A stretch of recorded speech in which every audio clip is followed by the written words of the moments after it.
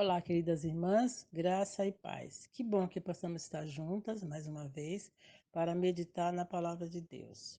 Que Deus possa moldar a nossa mente, o nosso coração, para que possamos atentar para aquilo que Ele quer nos falar hoje. O tema de nossa meditação é Orações Tolas na Bíblia. É um artigo da nossa revista, cujo autor é o pastor Silvio Mark.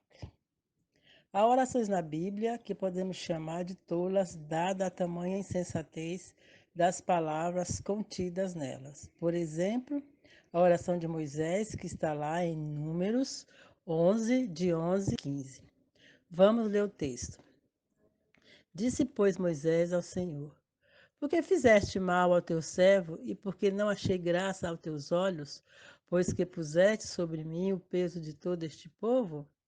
Concebi eu, porventura, todo este povo? Dei-o eu à luz, para que me dissesses: leva ao teu colo, como a ama leva a criança de peito, para a terra que com juramento prometeste a seus pais? De onde teria eu carne para dar a todo esse povo? Porquanto choram diante de mim, dizendo: dá-nos carnes a comer. Eu só não posso levar todo este povo, porque me é pesado demais. Se tu me has de tratar assim, mata-me, peço-te, se tenho achado graça aos teus olhos, se não, me deixes ver a minha miséria. Moisés era um líder sob intensa e permanente pressão. Além de ter que administrar as constantes reclamações do povo de Israel no deserto e as suas recaídas na idolatria, ainda tinha que debelar as várias rebeliões de líderes do povo, inclusive de seus próprios irmãos. Isso levou a um ponto de iminente colapso, como está no texto. Aí Moisés faz uma queixa contra Deus. Apesar de entendermos e aceitarmos a perplexidade do grande líder diante de tanta adversidade, não podemos deixar de notar a insensatez na sua oração. Ao queixar-se da crueldade de Deus para com ele e do peso da sua missão, Moisés esqueceu-se da maravilhosa experiência vivida no deserto de Midian, em que a sarça não se consumia e onde encontrou-se com Deus de Abraão, de Isaque e de Jacó, o Deus de vivos e não de mortos, como disse Jesus em Mateus 22, 32. Também Moisés esqueceu-se da insistência do Senhor em chamá-lo e capacitá-lo. Não se recordava mais dos milagres que o Senhor fizera por intermédio dele no Egito, da travessia do Mar Vermelho a pés enxutos, da experiência poderosa do Sinai, onde falou com o Senhor face a face. A um Deus assim não poderia ser chamado de cruel. Ao reclamar por ter que carregar o povo, tal como uma mãe carrega seu bebê no colo, Moisés estava se queixando de uma situação que, por falta de sabedoria, ele próprio criara para si, tentando cuidar sozinho do povo.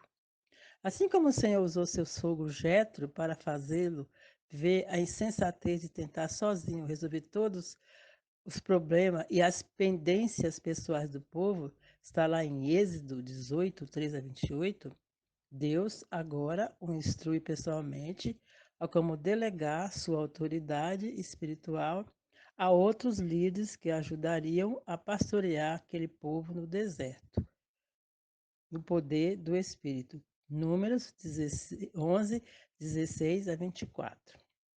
Mas a maior tolice foi pedir ao Senhor da vida que o matasse. Chega ele a dizer que se Deus queria tratá-lo com misericórdia e não com crueldade, que lhe tirasse a vida. No deserto de Midian, ele havia respondido a Deus, que insistia em chamá-lo. Por favor, Senhor, envia qualquer outra pessoa. Êxodo 4:13. Agora vai mais longe, pede que o mate. Assim, de qualquer maneira, o Senhor teria que usar outra pessoa. Mas o Deus da graça não mata ninguém. Pelo contrário, dá vida aos que estão mortos. Por isso, não aceitou o pedido de Moisés e usou sua vida até os 120 anos, quando ele teve uma morte gloriosa, conforme está lá em Deuteronômio 34, 5 a 8. É lógico que não é proibido, em tempos de angústia, de tristeza, derramar nossa amargura perante o Senhor. Mas isso não é uma permissão para fazer orações tolas.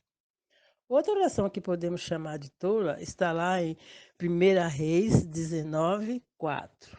Elias, porém, entrou pelo deserto, caminho de um dia, e foi sentar-se debaixo de um zimbro, e pediu para si a morte, dizendo: Já basta, ó Senhor, toma agora a minha vida, pois não sou melhor que os meus pais. E deitando-se debaixo do zimbro, dormiu. E eis que um anjo o tocou, ele disse: Levanta-te e come. Fugindo da esposa de Acabe, rei de Israel, a cruel Jezabel, o mesmo profeta Elias, que acabara de desafiar, derrotar e matar 450 profetas de Baal ao Monte Carmelo, caminhou durante 41 dias até o Monte Horebe, e lá enfiou-se numa caverna. E Deus falou com Elias. Perguntou-lhe o Senhor: Elias, que fazes aqui? E ele respondeu: Os israelitas abandonaram a tua aliança, derrubaram os teus altares e mataram os teus profetas pela espada. Fiquei eu, somente eu, e procuraram tirar minha vida. 1 Reis 19, de 9 a 13. Cansado e desencorajado de lutar sozinho, enfurnado numa caverna, Elias orou de modo insensato e tolo. Primeiro, deu um basta a Deus. Segundo, pediu que Deus o matasse. E terceiro, disse que falhara ao ser melhor do que seus pais. Quem pode dizer a Deus quando parar ou o que fazer? Isso foi realmente uma tolice, porque o Senhor ainda tinha muito trabalho para Elias fazer, e não era naquela caverna. O profeta mal sabia que o plano de Deus não era matá-lo, mas arrebatá-lo, conforme 2 Reis 2:11. Por último, o Senhor diz a Elias que ele não estava sozinho, que ainda havia 7.000 servos fiéis em Israel. 7.000 joelhos se dobravam em oração ao Deus verdadeiro pelos seus profetas. E quantos joelhos se dobram por você em momento de angústias? Também podemos considerar uma outra oração tola que tem na Bíblia, que está lá em Jonas 4, de 2 e 3. E orou ao Senhor e disse: Ah, Senhor, não foi isso que eu disse, estando ainda na minha terra?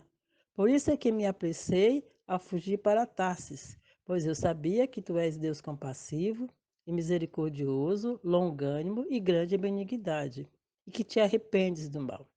Agora, ó Senhor, tira a minha vida, pois melhor me é morrer do que viver. Respondeu o Senhor: É razoável a tua ira? É razoável a tua ira?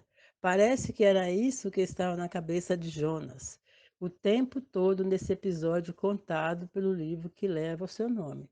Sua mensagem era poderosa e atingiu seu objetivo, mas ele discordou frontalmente de Deus desde o início. Até o fim divergiu da maneira graciosa e amorosa de Deus tratar o pecador. Por isso fugiu para Tarsis. E o mesmo no navio continuou a sua escapada, refugiando-se no porão e não se importando com o que acontecia à sua volta. Foi lá que os marinheiros o acordaram para presenciar a desgraça que havia provocado com a sua rebeldia.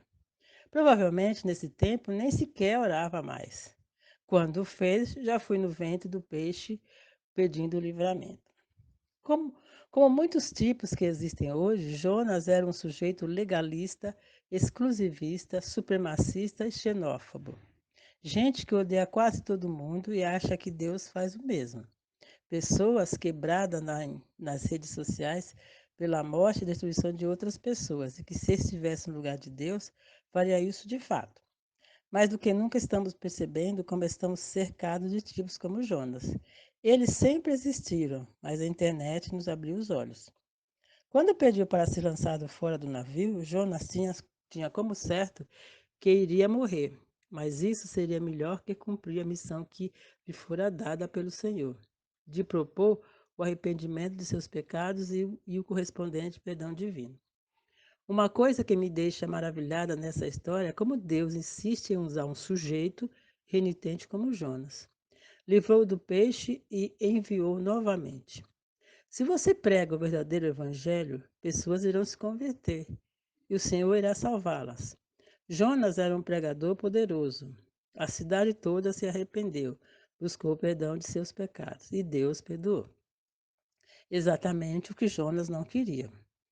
Ah, Senhor, não foi isso que eu disse quando ainda estava na minha terra? Essa foi a primeira tolice do profeta. É orar contra a graça de Deus. É impossível mudar a natureza de Deus, que é amor. Não podemos pedir ao Senhor que ele faça algo contra a sua graça. E já que não tinha morrido no mar, Jonas pede agora que Deus o mate. Não quer continuar vivendo depois de ter sido um instrumento de tão maravilhosa graça. Mas o Senhor não atende sua oração e ele, ainda contrariado e furioso, sai de Nínive e fica observando de longe para ver o que aconteceria à cidade. Talvez na esperança de Deus ainda executar o juízo que pregara. O Senhor então usa uma planta que faz crescer e dar-lhe sombra e em seguida faz morrer, para educá-lo com respeito à graça. Por causa da morte da planta, Jonas pede novamente a morte. Para mim, morrer é melhor do que viver. Nova tolice. Pois que incoerência entre ter compaixão de uma planta e não ter compaixão de 120 mil pessoas? Como precisamos ser educados quanto à graça de Deus? Assim, deixaríamos de fazer orações tolas. E para terminar, irmãs, para não fazermos orações tolas como essas, precisamos ter o mesmo modo de pensar de Cristo Jesus, que se esvaziou, se humilhou, tornando-se obediente até a morte e morte de cruz. Por isso também Deus o exaltou sobremaneira e lhe deu o nome, que está acima de todo nome. Filipenses 2, 5, 11. Que Deus nos abençoe e nos ajude a praticar os seus ensinos que está na sua palavra. Amém.